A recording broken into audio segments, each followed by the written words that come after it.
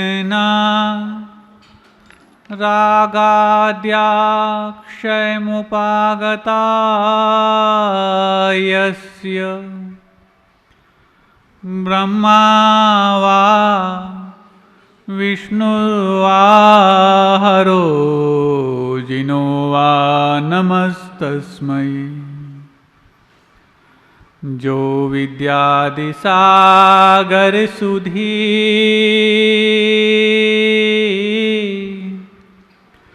जो विद्यादि सागर सुधी गुरु हैं हितैषी शुद्धात्म में निरत नित्य हितोपदेशी। वे पाप ग्रीष्म ऋतु में जल हैं सयाने पूजो उन्हें सतत केवल ज्ञान पाने पूजो उन्हें सतत केवल ज्ञान पाने। देवादिदेव 1008 चंद्र प्रभु भगवान की परम पूज्य आचार्य परमेष्ठी गुरुदेव श्री विद्यासागर जी महामुनिराज की पूज्य आचार्य श्री समय सागर जी महाराज की 3,9 करोड़ मुनिराजों की परम पूज्य मुनि श्री सौम्य सागर जी महामुनिराज की समस्त मुनि संघ की। हम पिछले कुछ दिनों से भारत के गौरवमयी अतीत को जानने का प्रयास कर रहे, जिस गौरवमयी अतीत में ही भारतीयता अपने स्वर्णिम सोपान पर थी, साथ में ही भारतवासियों का हर पल सुखद एहसास के साथ बीतता था और कई वर्षों की इस स्वर्णिम विरासत को बीत जाने के पश्चात पता नहीं कौन सा वो एक कलंक जिसको नज़र के रूप में कहा जा सकता है इस भारत और भारतवासियों पर लग गया। परिणाम ये हुआ, जैसे जैसे भारतीय अपने पौरुष को जागृत करते हुए सांस्कृतिक उन्नति की ओर बढ़ रहे थे, उसी बीच उन लोग इस सांस्कृतिक विरासत को ध्वस्त करने में लगे हुए थे। उन लोग कौन हैं ज़्यादा बताने की आवश्यकता नहीं, वही हो सकते हैं जिन्होंने आतताई अपने जीवन में अंगीकार कर ली हो और उन आतताइयों के माध्यम से भारतीयता को परास्त करने का प्रयास किया जा रहा हो। लेकिन इस बीच में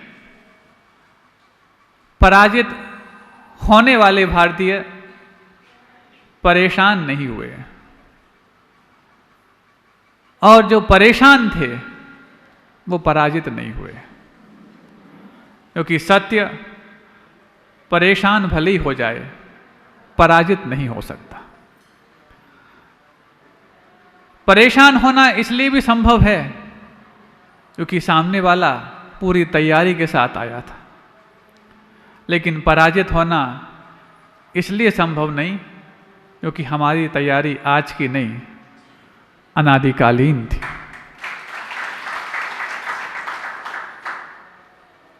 और जो व्यक्ति असफलता में अपनी अयोग्यता के दर्शन कर लेता है, वो व्यक्ति सफल होने के प्रयास को वहीं खत्म कर देता है, क्योंकि असफलता का मतलब ये नहीं होता कि आप अयोग्य हैं। असफलता का मतलब सिर्फ इतना होता है कि आप उस समय सफल नहीं हैं। उस समय सफल नहीं हैं और हर समय सफल नहीं हैं, इसमें अंतर होता है। धीरे धीरे करके जब किसी व्यक्ति ने इस पराजित होने की मंशा को भांप लिया तो समय रहते ही उसने अपने आप को पराजित होने के एहसास से बाहर करने का मंतव्य बना लिया। कल भी कहा, जब सबके लिए ये लग रहा हो कि जो हो रहा है वो ठीक नहीं है, लेकिन ये लगना पर्याप्त नहीं है, कोई तो शुरुआत करे कि अब ठीक होना आवश्यक है। यूनिटी के लिए कभी भी यूनिट बनने की आवश्यकता होती है, और जब उस यूनिट के साथ हर व्यक्ति का यस और उस यस का वाय लग जाता है तो वही यूनिटी बन जाती है। और यूनिटी बनने के पश्चात जो यूनिट बना था वो अल्टीमेटली यूनिक करार दे दिया जाता है। हर व्यक्ति यूनिक बनना तो चाहता है, लेकिन यूनिट बनना नहीं। और जब यूनिक बनने की मंशा तुम्हारे अंदर हो जाए, बस तुम यूनिट बन जाना। यूनिटी तो इंतजार कर रही होगी तुम्हें अपना सिरमौर बनाने के लिए। मंगल पांडे यूनिट बना। उसको नहीं मालूम था कि मुझे यूनिटी मिलेगी कि नहीं मिलेगी। उसे नहीं मालूम था कि मैं जो करने जा रहा हूं वो किस हद तक सफल होगा, लेकिन उसको एक सफल एहसास तो करने के पहले ही हो गया था, मैं जो कर रहा हूं वो ठीक कर रहा हूं। व्यक्ति को यदि अपने भीतर करने वाले उस वजूद का ये एहसास होने लग जाए कि मैं ठीक दिशा में कर रहा हूं, बस सफलता की शुरुआत यहीं से हो जाती है। कई बार लोग कहते सफलता और असफलता के बीच में भेद क्या है। अब चूंकि शब्द मुझे किसी एक अनार्य भाषा की यूज करना पड़ रहा है, इसलिए मैं यूज करूंगा, लेकिन उसका आपकी भाषा में भी अनुवाद करूंगा। अनार्य भाषा आप समझते हैं, जो आर्यों की नहीं होती वही अनार्य होती है। उस भाषा के कुछ शब्द मैं आपके सामने रखूंगा। Once a philosopher asked a question to another that what is the way of success? What is the way of success? Then he replied, I am not sure what is the way of success, but I can say what is the way of failure. That is, we want to try satisfy everyone. That's impossible. But great way for a success, that is self-satisfaction. So in which way we have to achieve that? That's important also. अनार्य भाषा थी, कईयों को समझ में आई होगी, लेकिन कुछ नहीं समझ पाए होंगे। और भारतीयता सब में विश्वास करती है और सबका साथ और सबका विकास की भावना रखते हैं। तो मैं बता दूं, एक किसी दार्शनिक ने किसी दूसरे से पूछा कि सफलता का रास्ता क्या है। तो उसने कहा, मैं ये तो नहीं जानता कि सफलता का रास्ता क्या है, पर मैं ये अवश्य जानता हूं असफलता का रास्ता क्या है। वो ये है, हर किसी व्यक्ति को संतुष्ट कर पाना। हर किसी व्यक्ति को संतुष्ट कर पाना, यही असफलता का रास्ता है। और खुद को संतुष्ट करते जाना, यही सफलता का रास्ता है। तीर्थंकर भगवान भी सबको संतुष्ट नहीं कर पाए, लेकिन जब खुद को संतुष्ट करते चले गए, हर किसी को संतुष्टि के लायक अवश्य बनते चले। कहां तक तुम पीछा करोगे किसका? किस किस को संतुष्ट करने जाओगे? लेकिन खुद की संतुष्टि का मतलब ये नहीं है जो तुम कर रहे हो वही ठीक है, लेकिन जो ठीक है तुम यदि करना शुरू कर दोगे तो खुद की संतुष्टि के लिए पर्याप्त अवश्य होगा। और हुआ ऐसा, उस मंगल पांडे ने सोच लिया, मैं जो कर रहा हूं मेरा बलिदान व्यर्थ नहीं जाएगा, क्योंकि मैंने जिल्लत की जिंदगी से जन्नत की जिंदगी जो खुददारी में होती है उसको पाना समझ लिया है, और बस बलिदान दिया। एक ये चिंगारी थी, ईंधन बनने के लिए कई लोग तैयार थे। कई बार हम सोचते हैं चिंगारी तो होती है लेकिन ईंधन नहीं होता, और कई बार ईंधन होता है चिंगारी नहीं होती। इस कारण से चाहे वो आज़ादी की ज्योति हो, चाहे वो वैराग की ज्योति हो, स्पष्ट नहीं हो पाती। ऐसा नहीं है कि आप लोग के जीवन में भी स्वाधीनता का वो शंखनाद ना होता हो। कई बार होता है, जिन विषयों से तुम पराधीन हो, जिन भोग सामग्री से तुम लदे हुए हो, उससे भी तुम उठना चाहते हो। दिन में कई बार तुम्हारे भीतर वो चिंगारी उठती है, जिस चिंगारी के माध्यम से तुम अपने अंदर के उस जकड़न को दूर करने का बहुत बड़ा काम कर सकते हो। ये चिंगारियां सिर्फ वैरागियों के जीवन में होती हैं ऐसा नहीं, रागियों के जीवन में भी दिन में कई बार चिंगारियां उठती हैं, मुझे इस सब झंझट से बचना है। लेकिन चिंगारी तो होती है, ईंधन नहीं मिल पाता। कई बार ईंधन होता है, चिंगारी नहीं होती। कई बार चिंगारी भी होती, ईंधन भी होता, लेकिन ईंधन गीला होता। कई बार चिंगारी होती, ईंधन होता, ईंधन सूखा भी होता, लेकिन दोनों का संपर्क नहीं होता। कई बार चिंगारी होती, ईंधन होता, ईंधन सूखा भी होता और संपर्क भी होता, लेकिन ठीक ऐसा कि चिंगारी जैसी उठी, ईंधन उस पर गिर गया और चिंगारी को ही बुझा दिया। इन सभी परिस्थितियों में कभी भी वो चिंगारी न ज्योति बन सकती, न ज्वाला बन सकती। अरे कुछ लोग तो ऐसे होते हैं जो चिंगारी की भी अपेक्षा नहीं करते, अपने सूखे ईंधन की आपसी रगड़ से ही चिंगारी पैदा कर लिया करते हैं और ज्योति तो क्या ज्वाला तैयार किया करते हैं। ऐसे ही उसने सोचा, मैं किस किस का इंतजार करूं और क्यों इंतजार करूं, जब ये मन में व्याप्त हो ही गया है कि मुझे आज़ादी चाहिए है, तो आज़ादी का बिगुल जो बजाएगा, बिल्ली के गले में घंटी जो बांधेगा, कब तक बिल्लियां और कब तक घंटियां। अरे बिल्ली जब आएगी, घंटी जब बजेगी, लेकिन भीतर यदि आज़ादी की ध्वनि बजने लगी है तो अब किसी के सामने हाथ फैलाने की आवश्यकता नहीं, हाथ मारने की भी आवश्यकता नहीं, बस हाथ से अपने आप को उतारने की आवश्यकता है। और बस खुशी खुशी बलिदान किए, वेदी पर वो आरूढ़ हो गया। इसके बाद एक ईंधन तो रहते हैं, लेकिन ईंधन को चिंगारी के पास तक पहुंचाने के लिए कई बार चिंगारी की कुछ ग्रेविटेशनल फोर्स की भी आवश्यकता होती है। समझते हैं आप लोग? ग्रेविटेशनल फोर्स, जिसको गुरुत्वाकर्षण बोलते हैं। गुरुत्वाकर्षण का मतलब सिर्फ इतना ही नहीं होता कि जमीन के पीछे कोई एक ऐसा फोर्स काम कर रहा है जो ऊपर से आई हुई वस्तु को नीचे खींचने के लिए कारण बनता है। हालांकि ये वैज्ञानिकों का शोध अधूरा है, इसके बारे में कभी फिर चर्चा करेंगे। अभी चूंकि प्रसंग आज़ादी के पहले का भारत और आज़ादी के बाद का भारत 1 अगस्त से प्रारंभ हुआ है और लगभग 15 अगस्त अथवा उसके बाद तक भी चल सकता है। कितना चलेगा मुझे नहीं मालूम। और हम ये तलाश कर रहे थे कि ऐसी कौन सी बात थी कि 47 के पहले के भारत को हम गुलाम मानते रहे और 47 के बाद के भारत को हम आज़ादी के रूप में जानते हैं।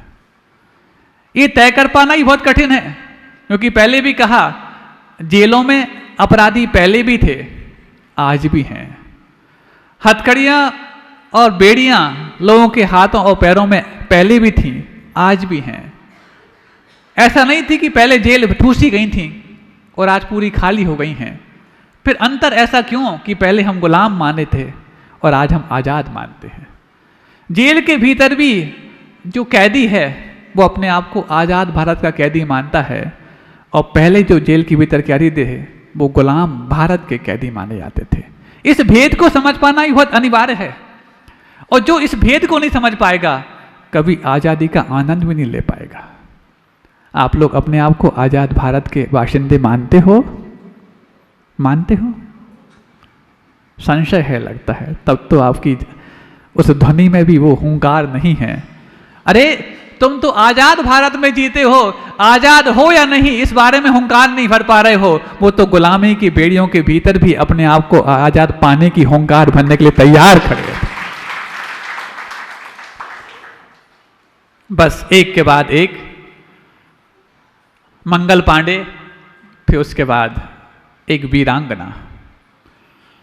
हाँ, वीरा वीरेषु एव वीरत्वम दर्शते, कि वीर ही वीरों के सामने अपनी वीरता का प्रदर्शन करता है। जो कायरों के सामने अपनी वीरता दिखाए वो तो कायर शिरोमणि माना जाता है। मूर्खों के सामने अपनी विद्वत्ता दिखाए वो मूर्ख शिरोमणि माना जाता है। लेकिन वीर सिर्फ जब वीर सामने हो तभी अपने वीरता दिखाते हैं, फिर तो वो वीरांगना है। जब एक वीर सामने आ चुका था तो फिर उन अंगनाओं के मन में भी ये बात गूंजने लगी, भारत यदि है तो ये भेद करना गलत है कि कोई पुरुष है कोई नारी है। भारतवासी पुरुष और नारी के बीच भेद तब बताता है जब हमारी मर्यादाओं की बात हो, और कोई यदि हमारी मर्यादाओं को भंग कर रहा हो तो पुरुष और नारी का भेद भी समाप्त हो जाता है और हर भारतवासी स्वतंत्रता संग्राम सेनानी बन जाता है। और जैसा कि कल भी बताया कि वहां पर पुरुष और नारी का भेद भी समाप्त हो गया, संप्रदाय का भेद भी समाप्त हो गया। हिंदू, मुस्लिम, सिख, ईसाई ये सब तो थे ही थे, लेकिन जैन भाई भी उस स्वतंत्रता संग्राम में, उस यज्ञ में अपनी संविधाओं को समर्पित करने के लिए तैयार थे। और ये फक्र की बात है कि जनसंख्या में अल्प होने के बावजूद भी जैन स्वतंत्रता संग्राम सेनानियों के नाम जब सूचीबद्ध तरीके से सामने आए, क्योंकि ऐसे कई स्वतंत्रता संग्राम सेनानी हैं जिनका सेनानियों की सूची में नाम उल्लेख नहीं हो पाया, लेकिन सूचीबद्ध स्वतंत्रता संग्राम सेनानियों में जैनों की संख्या कितनी है तो 4800 से ऊपर है। अब 4800 स्वतंत्रता संग्राम जैन यदि भाई थे तो आप समझ सकते हैं जिनकी अल्प संख्या थी उनके अंदर भी सरफरोशी का जुनून उनकी धमनियों में फड़कता था, तो फिर भारतवंशियों में तो कितने होंगे, लाखों थे। लेकिन कुछ लोग ऐसे भी थे जो किसी अन्य कारण से, किसी अपराध से ग्रस्त हो गए, स्वतंत्रता संग्राम सेनानियों में शामिल हो गए। अब बात आई है, थोड़ी सी आपको कौतूहल भरी लगेगी, लेकिन कोई बात नहीं। जब लहर ऐसी चलती है तो कौतूहल की बात भी उसी लहर का सहयोग करती है। एक शहडोल जिले की घटना है, आपको बता दूं, थोड़ा सा आपको मनोरंजन हो जाएगा।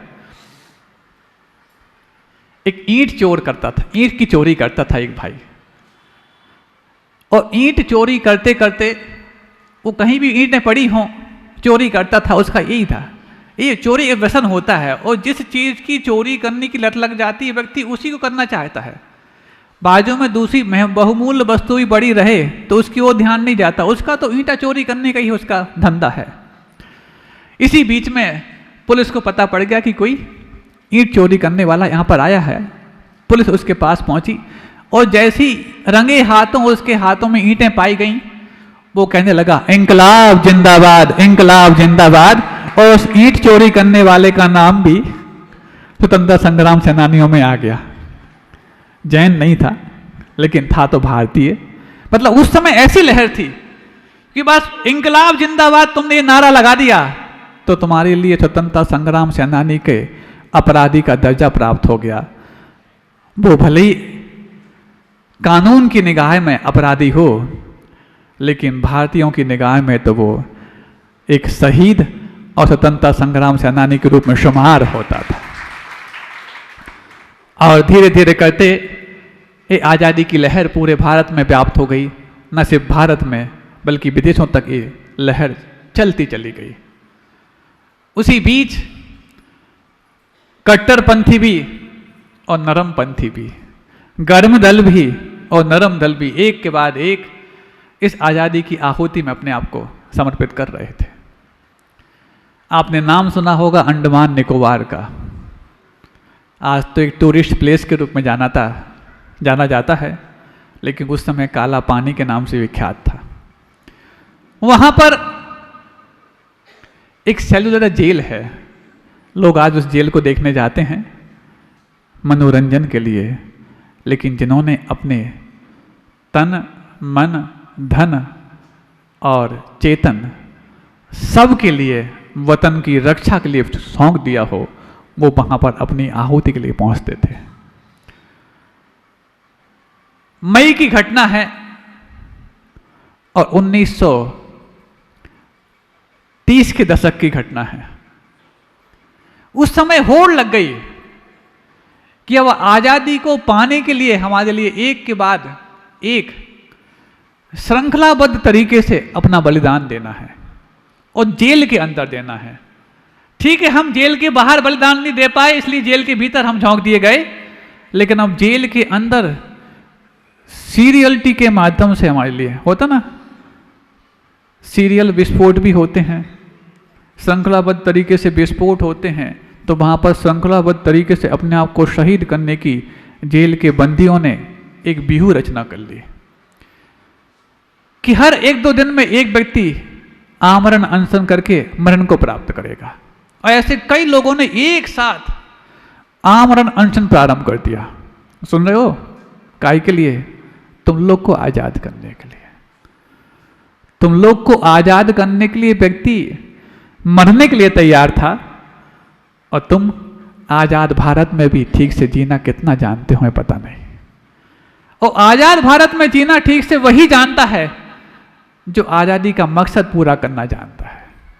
और आजादी का मकसद पूरा करने के लिए सिर्फ मात्र राष्ट्र धर्म की रक्षा होती है इतना नहीं, राष्ट्र धर्म के साथ साथ हमारे व्यक्तिगत धर्म को भी पालन करना उतना ही आवश्यक होता है। ये बात अवश्य है कि जब व्यक्तिगत धर्म और राष्ट्र धर्म इन दोनों में से किसी एक को निभाने की बात आए तो गुरुदेव राष्ट्र धर्म को सर्वोपरि मानते थे, क्योंकि राष्ट्र धर्म की जब रक्षा होगी तब जाके तुम अपने व्यक्तिगत धर्म का पालन कर पाओगे। कई बार गुरुदेव ने अपने वचनों में कहा कि यदि सरहद पर वो सैनिक तुम्हारी रक्षा के लिए तैनात ना हो तो तुम्हारे माथे पर वो पगड़ियां जो सज रही हैं वो धूमिल होने के लायक हो जाएंगे। उन्हीं को श्रेय जाता है जो सरहद पर न ठंडी देखते न गर्मी देखते, न होली देखते न गोली देखते, बस अपना सीना होली के लिए जितना आगे करते हैं गोली खाने के लिए भी उतना मजबूत रखते हैं।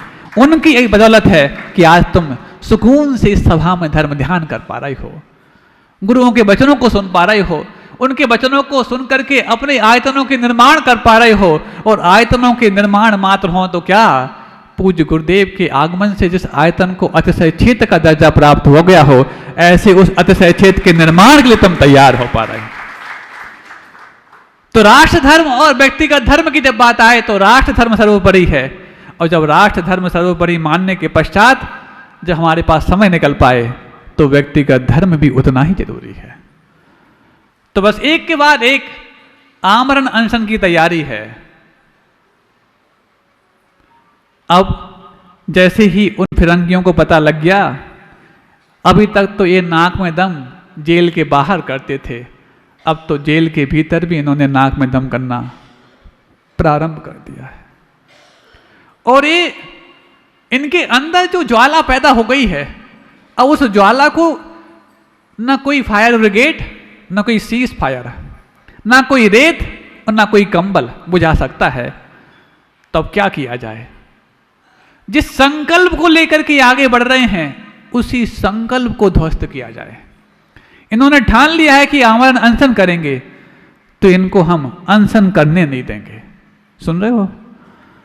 जब भूख लगती हो तो इनको हम निवाला नहीं देंगे, और जब ये अनशन पर बैठ जाएं तो इनको हम अंतर ठूस ठूस करके संकल्प को तोड़वाएंगे। क्योंकि भारतवंशी प्रण का अंत करना मंजूर नहीं करता, प्राणों का अंत तो उसके लिए उत्सव से बढ़कर के होता है। और जो उपसर्ग को भी उपहार मान करके जीता है, जो उत्सर्ग को भी उत्सव मानता है, वही भारतवंशी अपने जिहन में अपने गुरुओं को और अपने उन पूर्वजों को जीवंत मानता है जिनने तुम्हारे जलाने के लिए अपने आप को बलिदान किया है। अब एक के बाद एक कई दिन निकलते चले जा रहे हैं, वो जेल के बंदी भाई आमरण अनशन पर बैठे हैं। न पानी पिएंगे, न भोजन करेंगे, न लिक्विड धारण करेंगे, न सॉलिड। लेकिन अपने मंतव्य को लिक्विड नहीं होने देंगे, अपने संकल्प को तो और एक के बाद एक सॉलिड बनाते चले जाएंगे। इसी बीच में हुआ ऐसा कि उन फिरंगियों की दास्ता को स्वीकार करने वाले उन जेल के अधिकारियों ने उनके संकल्प को डिगाने के लिए जबरदस्ती मुख में पानी और दूध ठूसना प्रारंभ कर दिया। लेकिन सरफरोशी की तमन्ना तुम्हारे दिल में कहाँ, तुम तो सिर्फ गाते हो, उनके दिल में है। हाँ महाराज, क्या ऐसा नहीं हो सकता कि हम उस समय पैदा हुए हों, उसके बाद फिर भारत में पैदा हो गए हों? अरे जिन्होंने अपने वतन की आज़ादी के लिए अपने प्राणों का न्यौछावर किया हो, या तो उनको ऐसा वतन मिलता है जिसमें स्वर्ग के देवता भी उनकी स्वागत सत्कार में लगे रहते हैं। हाँ, संभव है कोई ऐसा एक आध हो जिसको अपनी मातृभूमि से ऐसा लगाव हो कि मातृभूमि से मरण करने के पश्चात भी मातृभूमि में ही पैदा हो गया हो सकता है हो। लेकिन ऐसे अपने वतन के लिए शहीद होने वालों का जज्बा रखने वालों को धरती के देवता कम, स्वर्ग के देवता ज़्यादा प्रतीक्षा में रहते हैं। उनको तो जन्नत ही हासिल हुई होगी, लेकिन फिर भी कुछ अंग कम रह गए हों तो इस मातृभूमि को भी स्वर्गादपि गरीयसी ऐसा कहा जाता है, नसीब हुई होगी। तो अब उन्होंने भी प्लान कर लिया कि इनके संकल्प को तोड़वाना है। संकल्प को तोड़वाना ही इनको कमजोर करना मान लिया जाएगा। आप लोग सुन रहे हैं? हमारे विचार दो रूपों में रहते हैं, एक तो इच्छा के रूप में और एक संकल्प के रूप में। जब तक विचार इच्छा के रूप में है, संकल्प विकल्प कराते रहते हैं, और जब विचार संकल्प बन जाते हैं, सारे विकल्पों को शांत कर देते हैं। और व्यक्ति के पास आत्मबल की कमी नहीं है, कमी है तो सिर्फ संकल्प बल की। आत्मबल तो इतना है कि उसको वो अनंत बल तक पहुंचा सकता है, और कई बार संकल्प बल इतना कम पड़ जाता है कि हम अपने आत्मबल को ही नहीं पहचान पाते। लेकिन उन रणवांकुरों के भीतर संकल्प बल आसमान छू रहा था, और संकल्प बल की रक्षा के लिए वो अपने प्राणों को अंत करने के लिए एक त्योहार मान के चलने पड़े थे। कि जैसे त्योहारों में एक के बाद एक आतिशबाजियां चलती हैं, त्योहारों में एक के बाद एक होली के रंग बिखेरे जाते हैं, त्योहारों में एक के बाद एक रक्षा सूत्र बांधे जाते हैं, और त्योहारों में एक के बाद एक बुराइयों का अंत किया जाता है, ऐसे ही होली, दशहरा, दिवाली और रक्षाबंधन उनके जीवन में वो बन गए कि मात्र देश के लिए कुर्बान होना ही हमारे लिए त्योहार बन गए। बस वहां पर वो तैयार थे, यहां पर इनकी पूरी तैयारी थी। जब जबरदस्ती ठूस दिया जाता तो वो मुख में रख करके वो बाहर उगेल देते हैं। एक बार हुआ ऐसा, जबरदस्ती एक स्वतंत्रता संग्राम सेनानी के मुख में दूध ठूस दिया गया, नाक पकड़ करके, तो फिर उसके फेफड़ों में चला गया, उसी समय उसका प्राणांत हो गया। अभी तो ये क्रूरता की शुरुआत है, यातना अभी और बाकी है। अब यातना की जब बात आई तो पूज्य गुरुदेव आचार्य विद्यासागर जी महाराज, चूँकि हम सब आज़ाद भारत में पैदा हुए हैं, पूज्य गुरुदेव ने तो 47 के पहला का भारत भी देखा था और 47 के बाद का भारत भी देखा। और हम यदि ये मानते हैं कि practice and experience makes him perfect, कि कोई भी अभ्यास और अनुभव किसी भी मिशन को संपूर्ण बनाता है, परफेक्ट बनाता है, तो अभ्यास तो आप कर लोगे, अनुभव कहाँ से लाओगे? और अनुभव को पाने के दो तरीके हैं, या तो आप उतने वर्ष के हो जाओ जितने वर्ष का तुम्हें अनुभव चाहिए है, अथवा उस उतने वर्ष वाले के हो जाओ जितने वर्ष का तुम्हें अनुभव चाहिए है। उतने वर्ष के होने के लिए तुम्हारे पास जीवन के कई वर्ष खोने का मौका होगा, लेकिन उतने जीवन के कई वर्ष खोने से बचाने के लिए तुम्हारे पास मौका होगा। जिसने इतने वर्ष खोए हैं उस अनुभवी के आप हो जाओ। अनुभवी से सीखो, नहीं तो अनुभवों से सीखना पड़ेगा। और पूज्य गुरुदेव के पास वो अनुभव था। वो ऐसे अनुभवी थे जिनके पास 150 वर्षों का अनुभव था। महाराज 150 वर्ष का अनुभव? हम तो सुनते हैं कि उनका सन 46 में जन्म हुआ था और आप बोल रहे हैं कि 150 वर्षों का अनुभव। हाँ, 150 वर्ष से ऊपर का अनुभव, बल्कि 160 वर्ष का अनुभव। 80 वर्ष का अनुभव उनके गुरुदेव का और 78 वर्ष का अनुभव स्वयं उनका। क्योंकि पूज्य गुरुनाम गुरु आचार्य ज्ञान सागर जी महाराज का पूरा अनुभव उन्होंने 4-5 वर्षों में अपने जीवन में उतार लिया और उसके बाद 78 वर्ष का अनुभव हम सबको दे करके गए हैं। तो 150 वर्षों की अनुभवी का अनुभव यदि हमें प्राप्त है तो अब हमें अपनी बुद्धि को चलाना बंद करना है। जिन्होंने इतनी बुद्धि प्राप्त की थी उनकी बुद्धि से चलना प्रारंभ कर दोगे तो हमारे जीवन में भी एक के बाद एक अतिशय प्रारंभ हो जाएंगे। और एक के बाद एक अतिशय तुम्हारे इस अतिशय क्षेत्र के निर्माण में भी आ रहे हैं। एक के बाद एक हम एक दिन का अनुभव सुना नहीं पाते कि नया तैयार हो जाता है। कल ही की बात है, शांति धारा के समय एक कोई सज्जन जिनके लिए लोग प्रेरित कर रहे थे, उन्होंने अपना भाव व्यक्त किया। हमने उनसे कह दिया हमें सुनने में नहीं आया। जब किसी की सामर्थ्य बहुत ऊंचाई छूने को हो और यदि साधु उसकी छोटी सामर्थ्य को आशीर्वाद देंगे तो साधु उसके प्रति अन्याय करेंगे। और मैं उसको अन्याय के रूप में नहीं करना चाहता था। हमने कहा अभी सुनने में नहीं आ रही। वो समझ नहीं पाए। वो समझ रहे कि महाराज जी मेरे बारे में बोल रहे हैं कि हमारे कान ठीक नहीं है, लेकिन मैं अपने लिए कह रहा था कि मेरे कानों में आपकी बात समझ में नहीं आ रही। बस उस समय हमें भी जल्दी थी, हमें यहाँ आना था, हम यहाँ आकर बैठ गए। उसके बाद चर्या पर, उसके बाद फिर भक्ति, और उसके बाद एक लोग आ रहे थे, लेकिन उनके परिवार के पुत्र और उनकी जीवन संगनी उस समय जाके हाँ दिखने लगे कि ये आ गए हैं। कोई बात नहीं, इंतजार किए महाराज कब समय देंगे, महाराज कब समय देंगे। अब होनहार जब परवान चढ़ती है तो फिर इंतजार भी आनंद का प्रतीक बन जाता है। और जब होनहार कुछ अलग हो तो इंतजार दूभर हो जाता है। हमने कहा कोई बात नहीं, इंतजार करने दो। फिर उसके बाद चूंकि महाराज लोग भी आ गए, भक्ति का समय हो गया। अब उनको लगा कि अब भक्ति का समय हो गया और उसके बाद महाराज सामयिक पे बैठ जाएंगे, तो हमने उनको संकेत किया भक्ति के बाद कुछ मिनट आपको दे देंगे। और भक्ति के बाद जब कुछ मिनट दिए, पता नहीं उनके कौन से भाव जागृत हुए। हम तो इसमें निमित्त मानते हैं। उपादान जब मजबूत हो जाता है तो उनके उपादान में वो परचम लहराने लग जाते हैं जो अभी तक लहर उनके जीवन में कभी नहीं आई थी।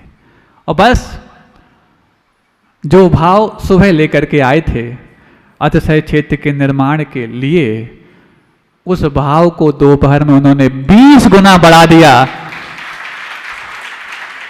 हमने कहा भाई अकेले आए हो, पिताजी नहीं आए हैं।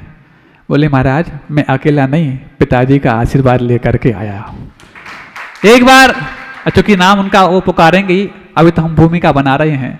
सोचो 20 गुना भाव बढ़ जाना सामान्य बात नहीं है। ये उनके उपादान को मजबूत करने के लिए उस अतिशय क्षेत्र की भूमिका ही उत्तरदायी है, जो एक के बाद एक अतिशय के रूप में उनके जीवन में। हमने कहा भाई ऐसा तो नहीं घर में जाके पिताजी को बताओ तो पिताजी नाराज होंगे। नहीं महाराज, पिताजी नाराज तो तब होंगे जब पिताजी ने पूरा हमारा जिम्मा मेरे ऊपर ना सौंपा हो।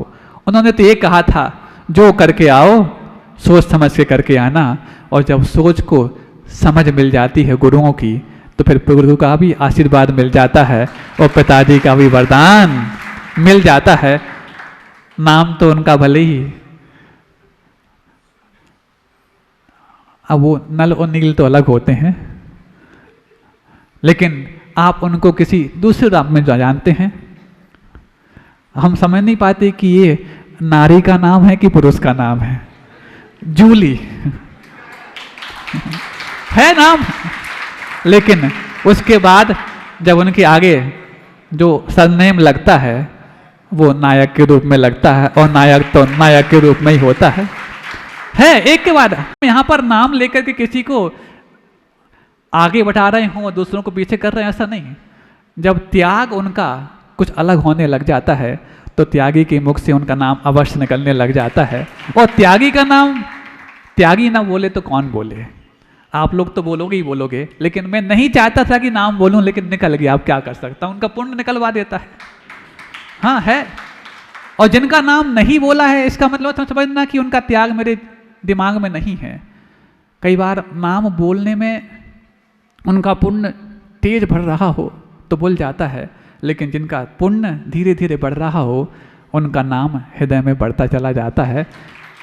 सबका नाम बोलने से कई बार उस नाम की कीमत कम ना हो जाए, इसलिए नाम की कीमत बची रहे, इसलिए नाम नहीं बोलते हैं।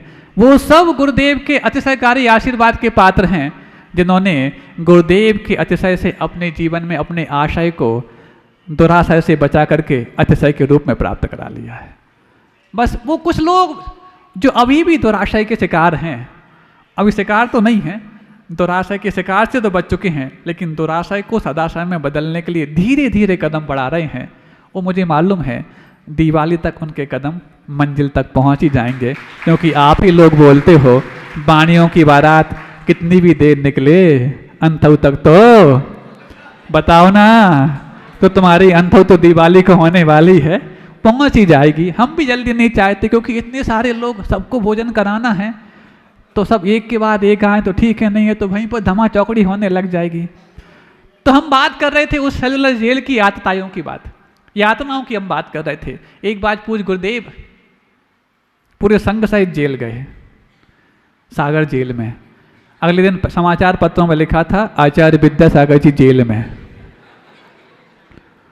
लेकिन जब किसी गुरु को जेल जाने की बात हो तो अपराधी होने के कारण नहीं, अपराधी जेल में होने के कारण उनको अपराध से आराधना सिखाने का मन जागृत हो जाता है। और जैसे ही देखे पूरा संघ, हम भी साथ में गए थे, गुरुदेव का पूरा संघ सागर जेल में अपराधियों को संबोधित करने के लिए गया। आज से कुछ वर्ष पूर्व की बात है। और जब गए और पूज्य गुरुदेव पूरा संघ हजारों बंदियों के सामने जब विराजमान था और गुरुदेव ने अपने मुखार विंद से जो वचन प्रारंभ किए, उन प्रारंभिक वचनों को आप सुनोगे तो समझ जाओगे गुरुदेव का कितना सहृदय भाव प्राणी मात्र के प्रति, अरे सज्जनों के प्रति जिनका दया भाव उमड़े, कोई बड़ी बात नहीं। जो दुर्जन में भी सज्जनता के दर्शन करके उनके कल्याण के लिए जेल पहुंच जाए, ये बहुत बड़ी बात है। यूं तो नारायण श्री कृष्ण का जन्म भी जेल में हुआ था, लेकिन इस युग के नारायण आचार्य विद्यासागर जी महाराज जेल में उन बंदियों के, उन होनहार भगवान के जन्म देने के लिए पहुंचे। और शुरुआत प्रवचनों की करते हैं, सोचकर आया था कि यहाँ पर यातनाएं दी जाती होंगी, लेकिन जानकर खुशी हुई कि यहाँ पर प्रार्थनाएं भी की जाती हैं। अरे बंदी जब गुरुओं की प्रार्थना करने लग जाए और फिर उसके बाद जो गुरुदेव उनको उपहार दे करके आए कि अपराध बोझ से ग्रस्त तो आज ही हैं और इनका परिवार भी इनके अपराधी होने का दंश झेल रहा है, लेकिन कहीं ऐसा ना हो ये जेल के भीतर रहते रहते अपने परिवार की बेरुखी का शिकार हो जाएं। क्योंकि जब तक उपयोगिता के संबंध हैं तब तक उपयोगिता जब तक बची रहती है तब तक आत्मीयता रहती है, और जैसी ही उपयोगिता समाप्त होती है आत्मीयता दम तोड़ देती है।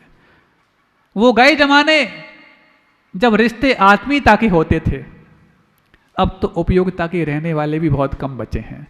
और कहीं ऐसा ना हो इनके साथ साथ इनका परिवार भी उन मार्ग पर चला जाए, तो उनको सन्मार्ग पर लाने के लिए उनको जेलों में रोजगार कैसे मिले ये भाव जब गुरुदेव के जहन में जागृत हुआ तो जेलों में रह कर के भी बंदी नहीं, खुदा के बंदे बनाने की बात गुरुदेव के मन में आई और उन सब के लिए हथकरघा के माध्यम से रोजगार जेलों में मिले और ये अर्थोपार्जन यहाँ करेंगे, सीधा का सीधा इनके परिवार के बैंक अकाउंट में वो राशि पहुँच जाए ताकि परिवार वाले भी अपने बंदी के प्रति उतनी ही आत्मीयता रखे रहें और इसको भी ये चिंता ना हो मैं तो यहाँ पर आ गया, मेरे परिवार का क्या होगा। एक साथ कई लोगों के मन में अहिंसा और शाकाहार के प्रति सम्मान पैदा करने का भाव गुरुदेव ने इस हथकरघा के माध्यम से रोजगार के रूप में रखा और जब ये भाव वहाँ पर व्यक्त किए, आज सागर जेल में, सागर की केंद्रीय जेल में गुरुदेव का बहुत बड़ा चित्र बंदियों ने अपने हाथों से पूरी दीवार पर बनाया है और प्रतिदिन गुरुदेव की पूजन भक्ति बंदी सुबह उठते ही करते हैं। उन बंदियों ने गुरुदेव के नाम एक पत्र लिखा। जो बंदी गुरुदेव के सागर जेल में पदार्पण के पश्चात वहां पर पहुंचे होंगे लेकिन उनके दिए हुए आशीर्वाद से आज भी फल फूल रहे हैं, उन बंदियों ने गुरुदेव के नाम पत्र लिखा। हम अभी तक पढ़ते थे परमात्मा आसमान में होते हैं, लेकिन यहाँ जान करके हमें जान पाए कि परमात्मा आसमान में नहीं हमारे अरमान में होते हैं। हम अपनी आस्था की नेत्रों से तो आपका दर्शन रोज किया करते हैं, भगवान हमारा पुण्य जागृत कब होगा? जब इन चर्म चक्षुओं से आपका दर्शन हो पाए। 2 वर्ष पूर्व गुरुदेव के पास उन बंदियों का पत्र आया। तिहाड़ जेल में भी उपक्रम चल रहे हैं, मथुरा जेल में भी चल रहे हैं, बनारस जेल में भी चल रहे हैं, आगरा जेल में भी चल रहे हैं और भी कई अन्य जेलों में गुरुदेव के आशीर्वाद से बंदी भाइयों के पुनर्निर्माण पुनरुत्थान के लिए ऐसे कई प्रकल्प चल रहे हैं जहां पर उनको वहां रह कर के भी सुधार की ओर बढ़ना आए और परिवार भी उनका सुधार के रास्ते पर चलता चले।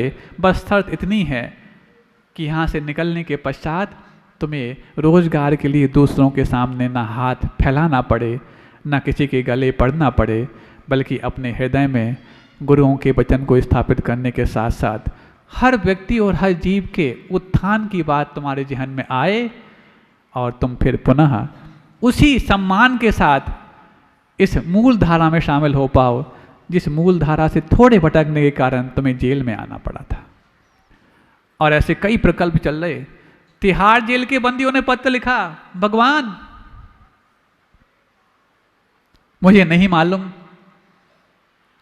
कि ऊपर कोई भगवान है, लेकिन मेरे ऊपर जिसका आशीर्वाद है वो भगवान से कम नहीं।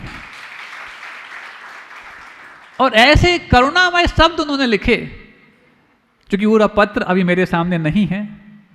अरे पत्र पढ़ के सुना दिया जाए तो हर आंख भीग जाए। और 18 फरवरी का दिन, 18 फरवरी 2024, उस दिन हर आंख रोई थी, हर होंठ फड़फड़ाए थे, हर हृदय में फड़कन थी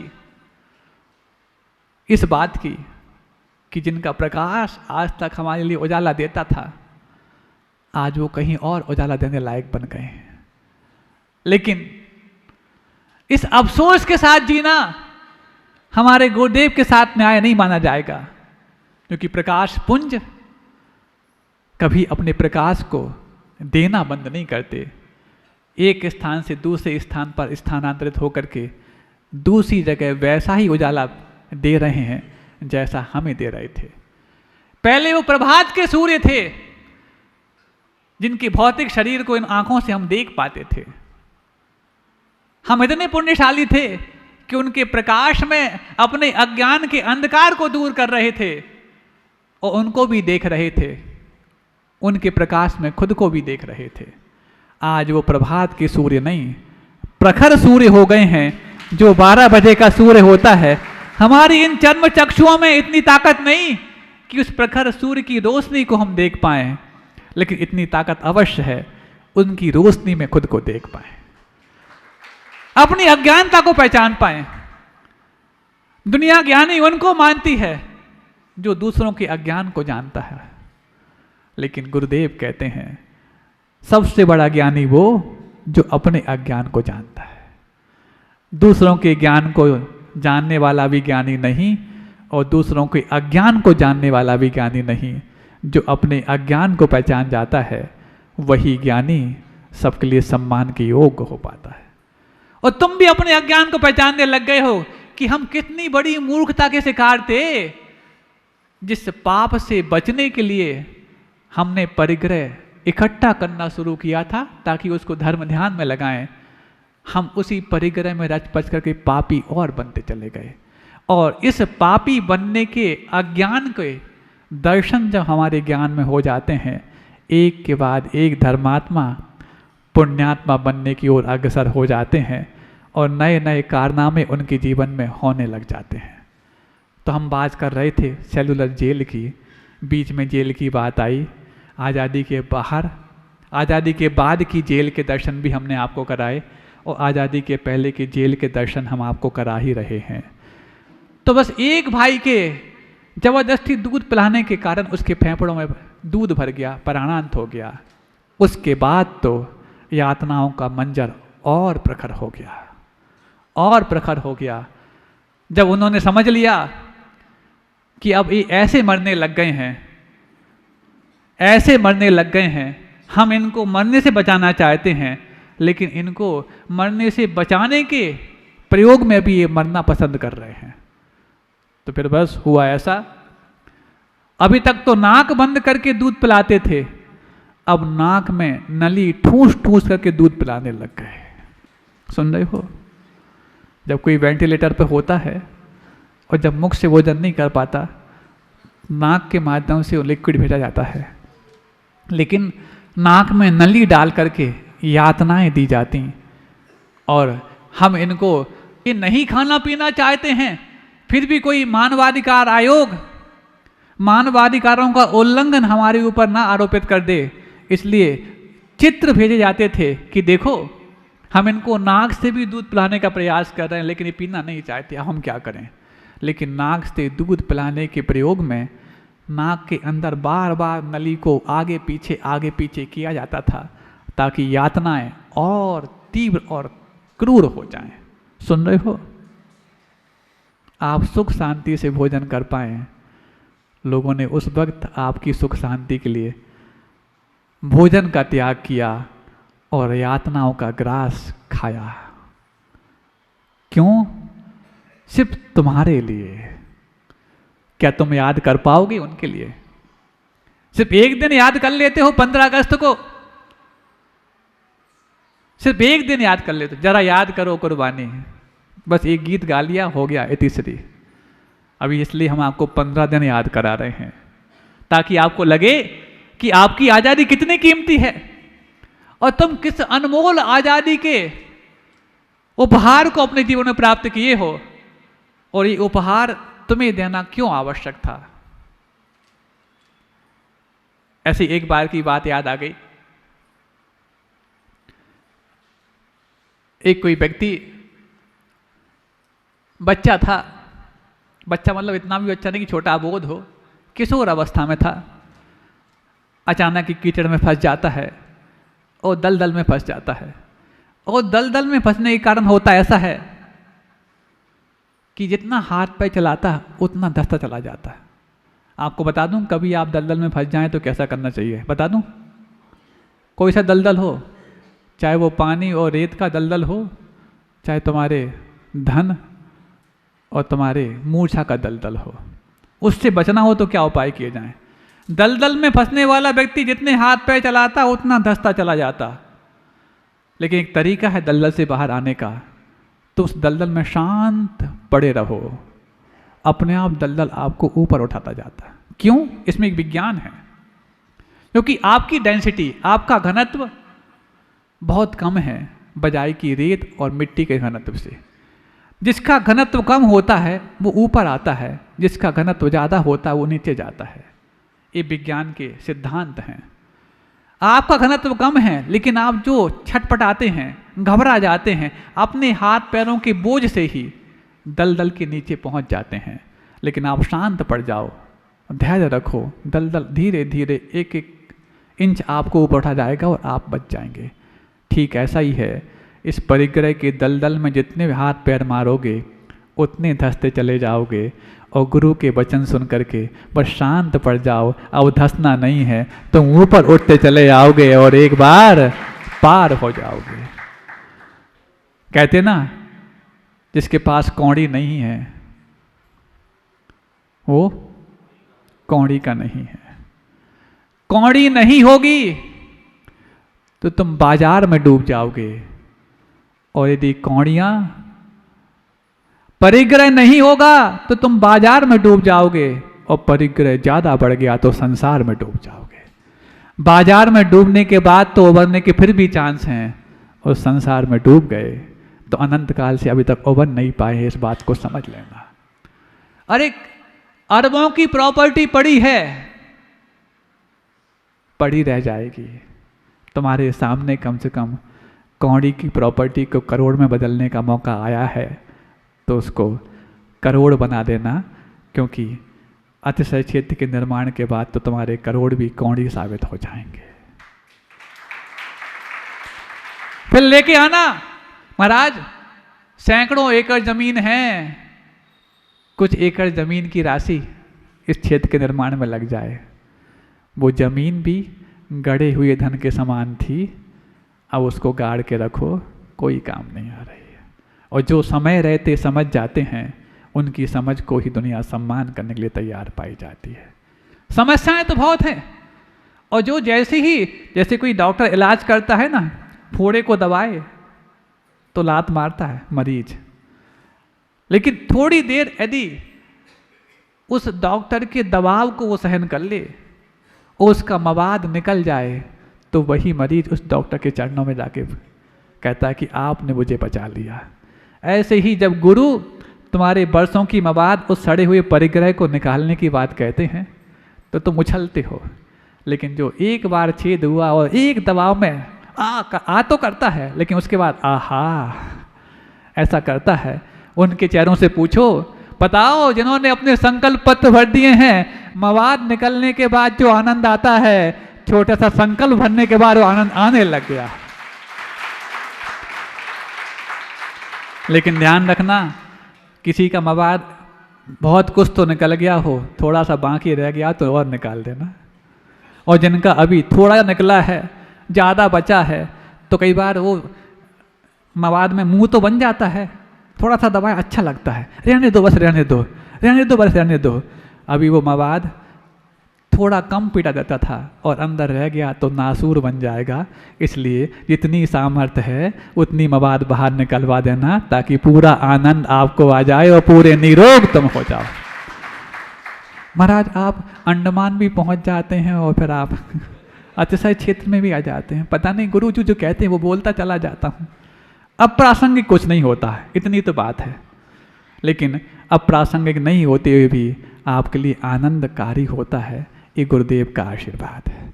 तो बस हुआ ऐसा, अब एक के बाद एक जब देखने लग गए, आज ये मर गया, कल वो मर रहा है, बैठे तो आमरण अनशन पर, हम इनको यातनाएं देकर के जिलाना चाहते हैं, लेकिन ये यातनाओं के पहले मरना चाहते हैं। और 26 मई, 28 मई, 19 मई 1939 के दिन ये सीरियलिटी के माध्यम से आमरण अनशन का अंडमान निकोबार के सेलुलर जेल में स्वतंत्रता संग्राम और भड़क गया। जेलों के बाहर आग है, जेलों के भीतर आग है। अब इस आग में फिरंगी झुलसने लगे। अब क्या करें, अब क्या करेंगे? समय हो गया, अपन फिर मिलेंगे। पर्याय रही तो अहिंसा परमो धर्म की।